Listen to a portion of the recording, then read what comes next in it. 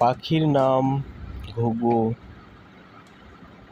ডিমের নাম আন্ডা, দেশের নাম অস্ট্রেলিয়া, তাই এগুলোকে বলে অস্ট্রেলিয়ান ঘুঘু পাখি। তো আমি অস্ট্রেলিয়ান ঘুঘু পাখি অনেক দিন যাবৎ পালতেছি, সেটা আপনারা ভালো করেই জানেন। তো এরই মাঝে অনেক বিপদ আপদ, অনেক ঝামেলা হয়েছে ওদেরকে নিয়ে। কারণ ঝামেলা বিপদ আপদ বলতে কি, ছানা হয় বিড়াল খেয়ে ফেলে, ছানা হয় নষ্ট হয়ে যায়, ছানা হয় একটা ডিম হয়, মানে কি যে একটা অবস্থা। কিন্তু এখন আল্লাহর রহমতে সব কিছু ঠিক আছে। তো ঠিক আছে বলতে দেখেন, এই যে একটা ছিল, এখানে দুইটা পাখি রয়েছে, এখানে একটা ছিল, আবার একটা হয়েছে, পরে দুইটাকে জোড়া লাগানো হয়েছে। তারপরে এই যে নিচে আবারও ডিম দিয়েছে। তো ডিমের মালসাটার মধ্যে ডিমটা যেখানে আছে সেখানে একটু মানে এই যে এগুলো একটু কম ছিল, তো গাছটা একটু কম ছিল, যার কারণে ডিমটা একটু মালসাবিতে ছিল। তো পরে আমি আবার দিয়ে দিলাম ভালো করে ডিমের উপরে।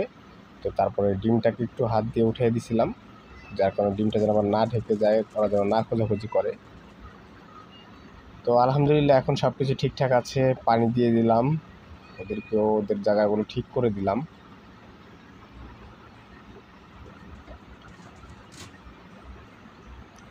তো আসলে খাঁচার পাশে এভাবে নেট লাগানোর কারণ একটাই, বিড়াল আমার অনেক ক্ষতি করছে। বিড়ালের আগে আমার 6 জোড়া বাচ্চা খেয়ে ফেলছে, বড় বড় পাখিও খেয়ে ফেলছে।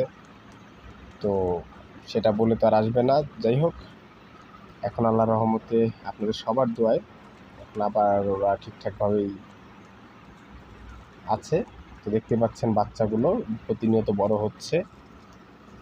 তো নেক্সট ভিডিওতে আমি আবারও দেখানোর চেষ্টা করব বাচ্চাগুলো কত বড় হইলো। তো আপনারা যারা ঘুঘু পাখি পালন করতে চান, তো এগুলো কিন্তু ঘরে রেখেই পালন করতে পারেন। এগুলো পালন করলে কোনো সমস্যা নেই, এগুলো পালন করার অর্ডার আছে। তো বিশেষ করে আমাদের দেশি পাখি যেগুলো, দেশীয় পাখি, সেগুলো আসলে পালন করার অর্ডার নেই, পালন করা ঠিকও না। কারণ আমাদের দেশি পাখি দেশিভাবে উড়বে, ওরা আকাশ বাতাসে ঘুরবে। যাই হোক, সবাই ভালো থাকবেন। আমার প্রোফাইলটা অবশ্যই ফলো দিয়ে পাশে থাকবেন। আমি আপনাদের পাশে সবসময় আছি ইনশাআল্লাহ।